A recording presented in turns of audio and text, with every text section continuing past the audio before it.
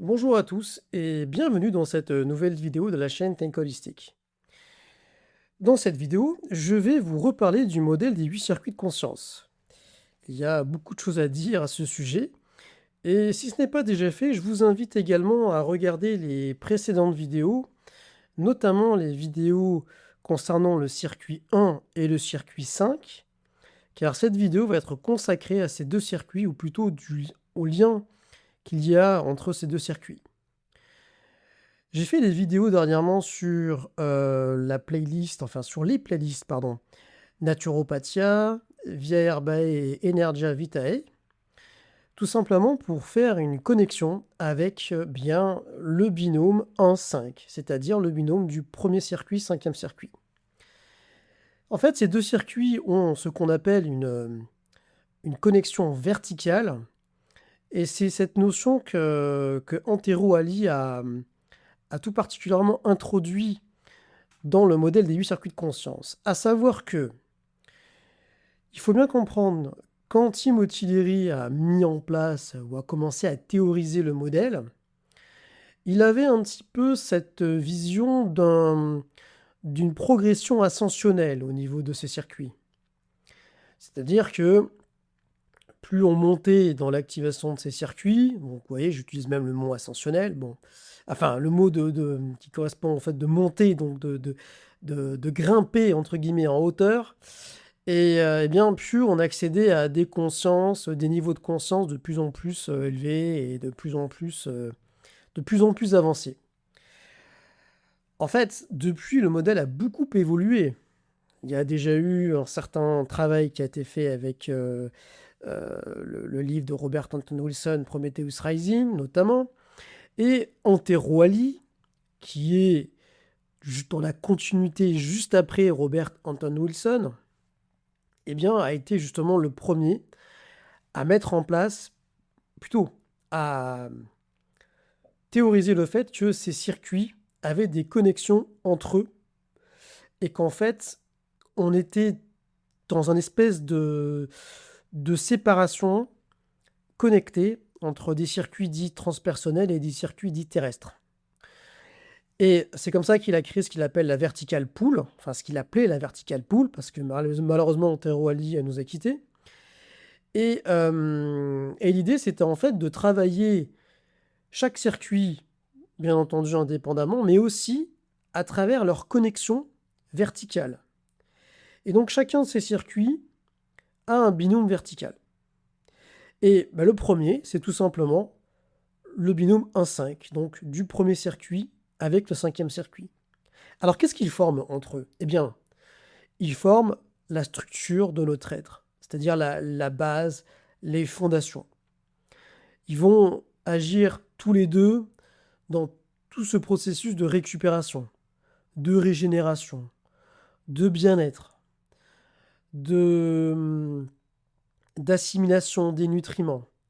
Ils vont, entre guillemets, s'occuper de la base vitale et fonctionnelle qui permet à l'ensemble des autres circuits de fonctionner. C'est la raison pour laquelle il m'a semblé nécessaire dans cette chaîne YouTube de parler de l'alimentation.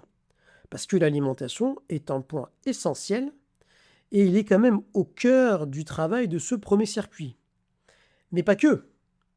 La relation avec la nature aussi a un rôle important et à travers la relation avec la nature, nous avons également aussi la relation avec le corps qui nous amène un peu plus dans la dimension de ce cinquième circuit. Mais la dimension du corps et de ce cinquième circuit nous amène également aussi sur la dimension de l'énergétique et de comprendre qu'en fait notre corps eh bien, a sa propre forme d'expression. Il, il cristallise et il parle en fait, en gros, et il est en connexion avec notre psychisme. Il a le lien corps-esprit est au cœur en fait du fonctionnement de ce cinquième circuit. Et donc, si on est dans un état de bien-être, qu'on profite de son corps, qu'on jouit de son corps, mais dans le bon sens du terme, parce que la notion de plaisir et de loisir est aussi incluse dans ce cinquième circuit, et bien du coup, on va se sentir mieux, ça c'est évident, mais on va surtout fournir une base énergétique stable pour les autres domaines et les autres circuits correspondant au-dessus. L'idée, c'est qu'en fait, à travers tout ce travail, tout ce cheminement dans d'autres domaines, que ce soit en spiritualité ou que ce soit dans d'autres formes de pratiques avancées, eh bien, on revienne à cette base fondamentale qui est le binôme 5-1. Le binôme 5-1 a plutôt une tonalité un peu plus introvertie, un peu plus yin, il est plus tourné vers notre monde intérieur. C'est une petite différence qu'on aura notamment avec le deuxième binôme à côté, le binôme 6-2. Et donc, dans le cadre de travail en globalité sur ces circuits, eh bien, il faut commencer par la base. Et la base, c'est ça. C'est-à-dire travailler sur ce binôme, travailler sur notre alimentation, travailler sur notre ancrage, travailler sur notre bien-être, sur notre capacité à nous relâcher entièrement, à nous détendre, notre capacité à nous régénérer, en fait, à être en contact avec la nature aussi, et également à prendre conscience de notre corps en tant qu'entité vivante et j'ai envie de dire expressive.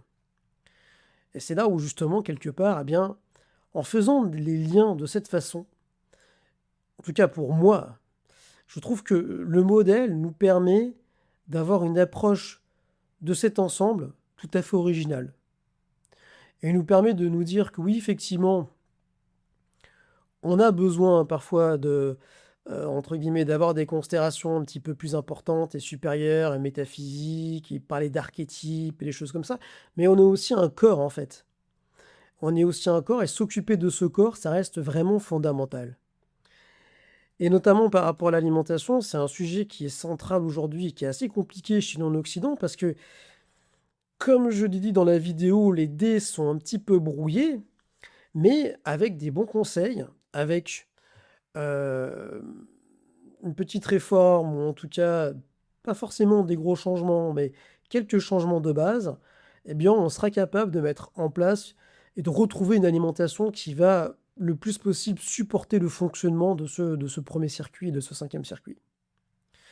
Alors, là, j'aborde les généralités. Il y a des fois où, bien entendu, et ça va être l'objet d'une vidéo qui va prochainement arriver, eh bien, ces circuits vont pas toujours, entre guillemets, fonctionner correctement. Donc, ça va être la question du sous-régime et des sur-régimes.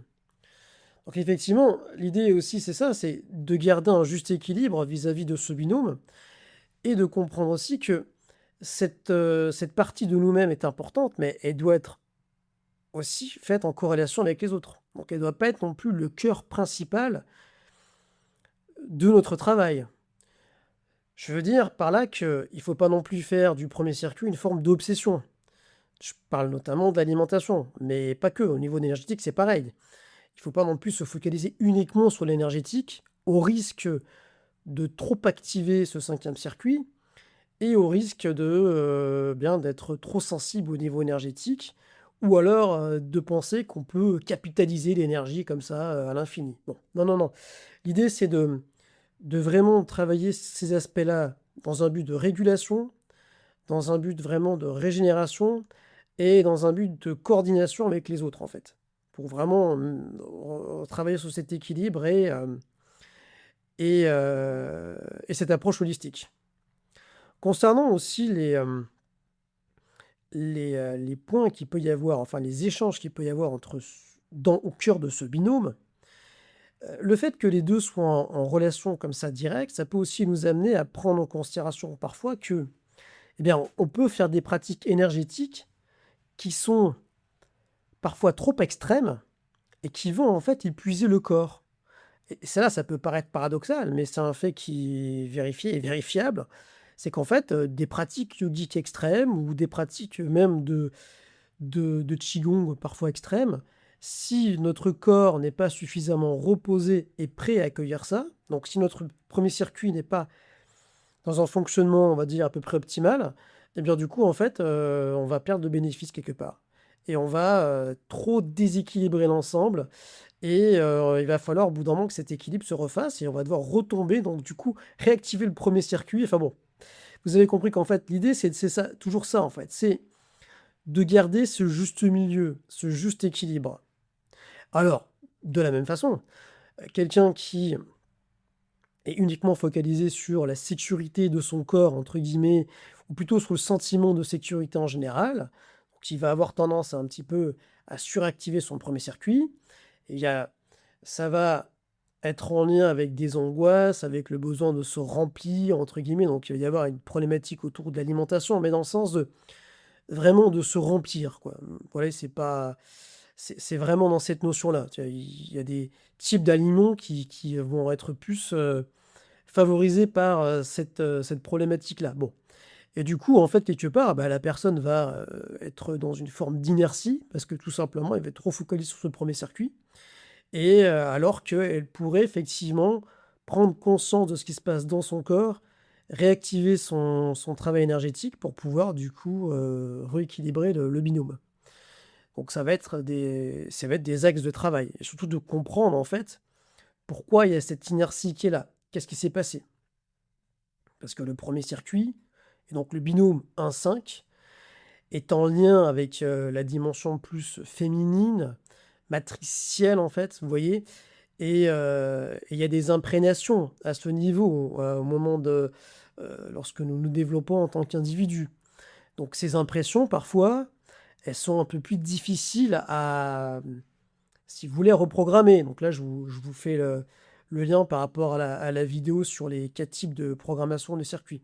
Là, on est vraiment sur un niveau d'impression, donc c'est quand même quelque chose qui s'est un petit peu incrusté dans le fonctionnement du circuit et donc ça peut être un petit peu difficile de travailler dessus. Donc ce qu'il va falloir faire, c'est trouver une compensation. Donc trouver un autre équilibre et compenser ce circuit ailleurs. Et il y a des possibilités, notamment avec le 5e circuit, de pouvoir réguler petit à petit ça, notamment en offrant un sentiment de confort et de sécurité autre à travers la pratique énergétique. Je prends notamment l'exemple du Reiki qui permet quand même de pouvoir faire de l'auto-traitement un petit peu, donc de l'imposition des mains sur soi quand on le souhaite plus ou moins et qui permet donc vraiment de se sentir un petit peu dans ce cocon, voilà et ça va être bénéfique pour des gens qui ont ce type de problématique-là. Alors, la question que vous pouvez vous poser dans un premier temps, c'est est-ce que selon vous, est-ce que pour vous, en fait, vous vous sentez bien ancré? Est-ce que vous vous sentez bien dans votre corps? Est-ce que vous avez cette affinité, est-ce que vous ressentez votre corps dans le sens, est-ce que vous arrivez à ressentir ce qui se passe dans votre corps? Est-ce que vous arrivez à comprendre, le message, somatique et symbolique de votre corps aussi? Ça, c'est des questions que vous pouvez vous poser dans un premier temps pour voir un petit peu, bah, comment ce binôme 1-5 fonctionnerait. Et après, vous avez, plein de possibilités d'action. Moi, j'ai parlé de la naturopathie parce que c'est ma formation et c'est ce que je propose. Mais dans la dimension 5.1, il y a, on va dire, toutes les approches de médecine traditionnelle et «alternative» entre guillemets. À la fois la médecine chinoise et à la fois la médecine ayurvédique. Alors, la médecine chinoise, vous allez me dire: «Oui, mais du coup, elle utilise un autre système avec les 5 éléments». C'est pas un problème du tout, en fait. Parce que, le modèle des 8 circuits de conscience a pas pour vocation de remplacer tous les autres. C'est juste qu'on est à un autre niveau, en fait, si vous voulez, de cartographie et de projection. Donc, le modèle, en fait, des 5 éléments, de la médecine chinoise se base sur autre chose et c'est tout à fait complémentaire à l'approche qu'on peut trouver à travers les 8 circuits de conscience. Exactement pour l'Ayurveda avec son système à trois éléments. Donc, si vous voulez, il y a pas de contre-indication, bien au contraire. C'est-à-dire que si vous êtes attiré plutôt par une approche naturopathique, bien très bien, mais si vous êtes attiré plutôt par une approche de la médecine chinoise traditionnelle ou de l'Ayurveda, bah, c'est parfait aussi. Il y a aucun problème. Parce que pour moi, toutes ces approches-là se situent vraiment dans ce travail du binôme 1-5. Pourquoi?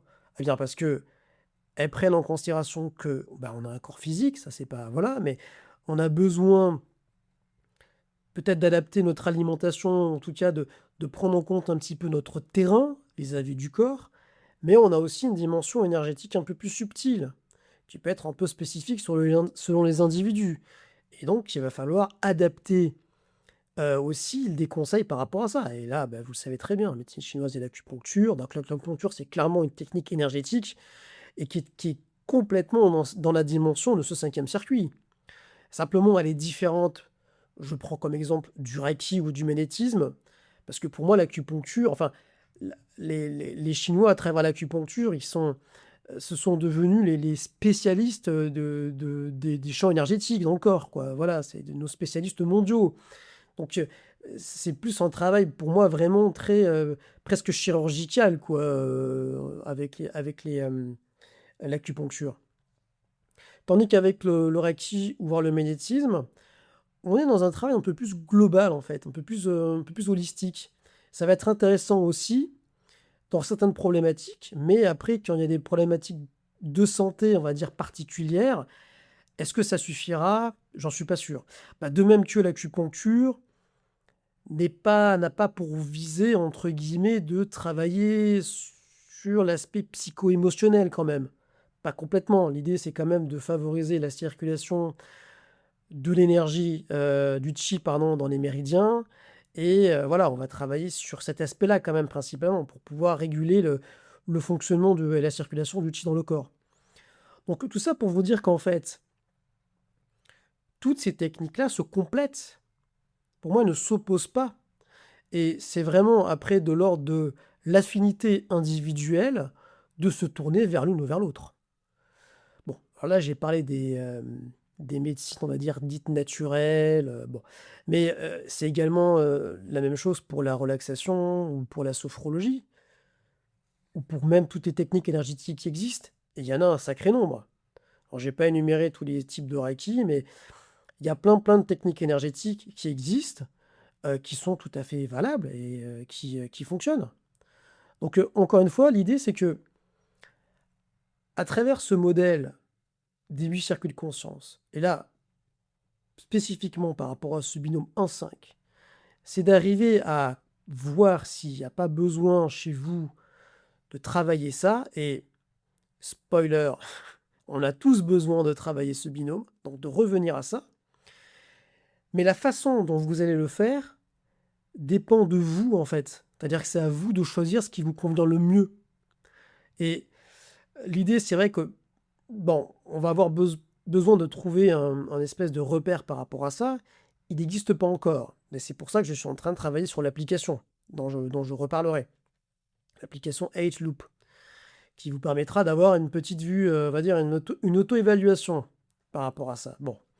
Mais après, donc, l'idée, c'est qu'en fait, si vous constatez qu'effectivement, vous avez besoin de travailler sur cet axe, peu importe ce que vous allez faire et peu importe comment vous allez faire, à condition que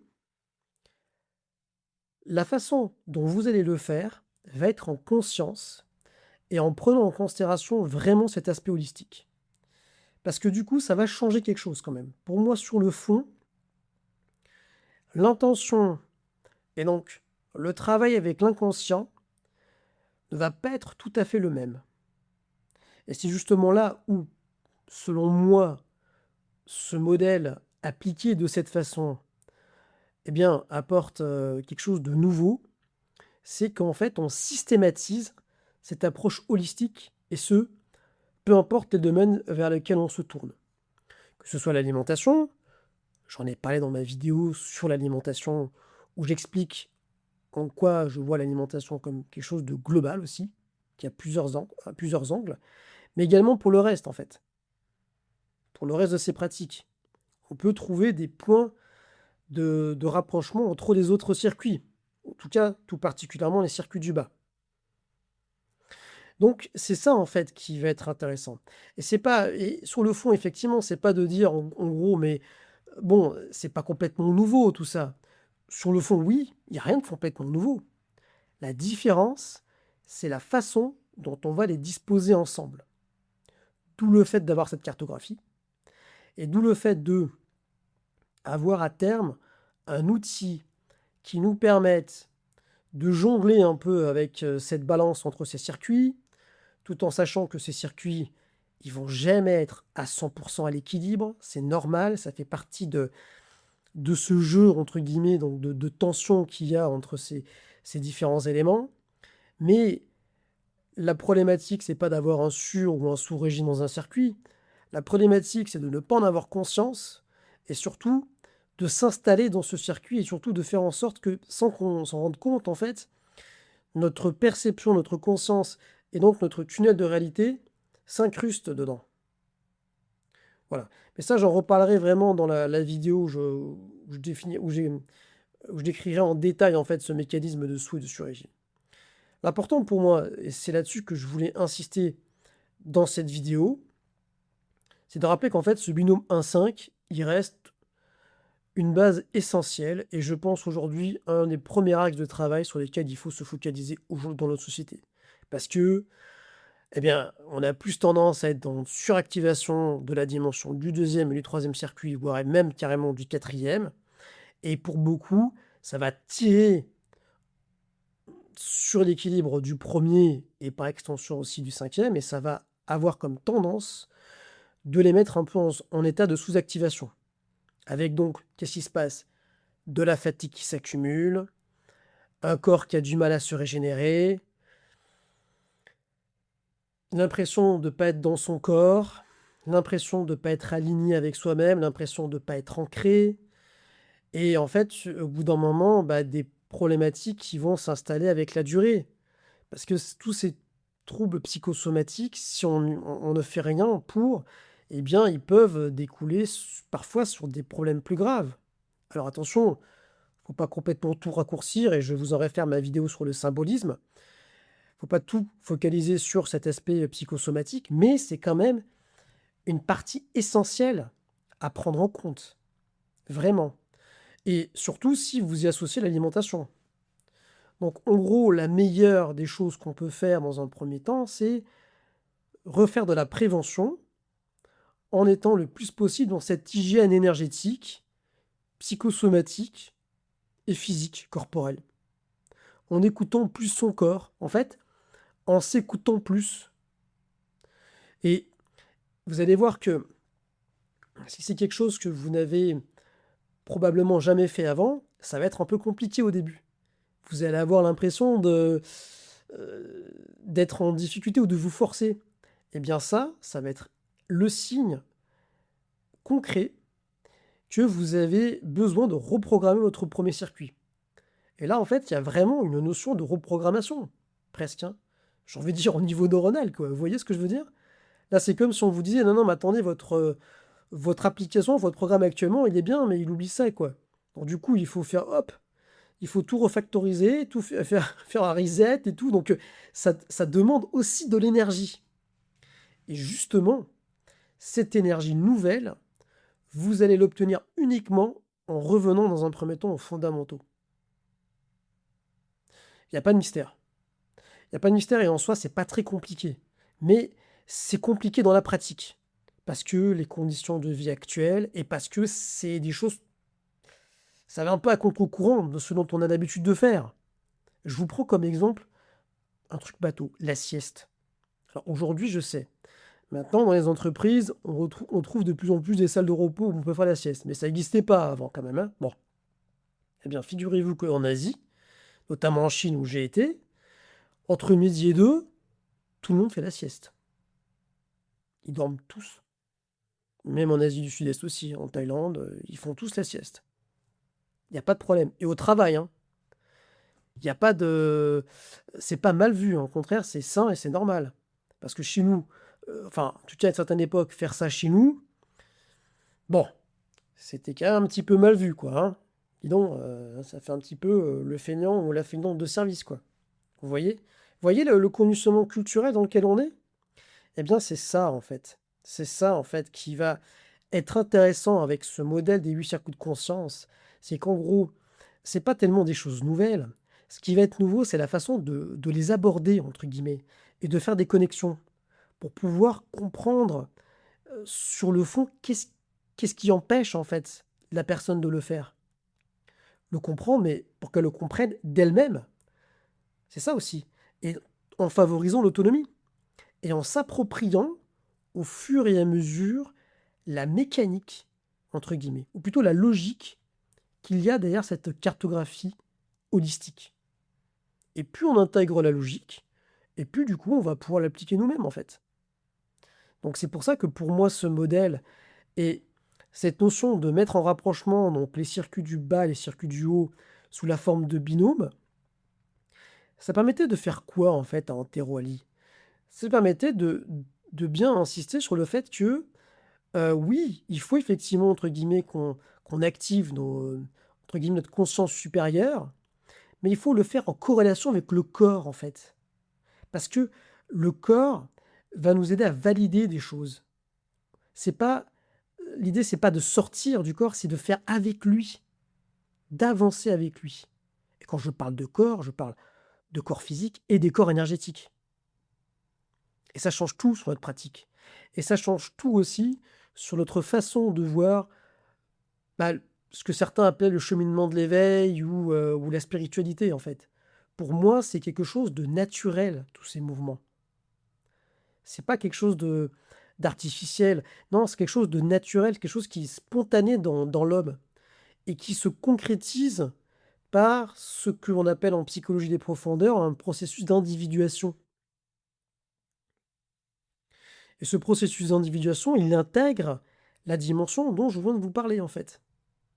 C'est ça que je trouve génial, c'est qu'en fait, on a vraiment un tableau d'ensemble, on a vraiment un système qui, bah, il n'est pas parfait, aucun système n'est parfait, mais il nous permet quand même d'avoir une vision globale et se dire que du coup, oui, je vais effectivement euh, me mettre vraiment dans ce chemin d'accomplissement et entre guillemets d'éveil, d'accroissement de ma conscience, mais en restant dans mon corps, en revenant à la dimension du premier circuit. Et j'oserais même dire du premier et du cinquième circuit. Voilà.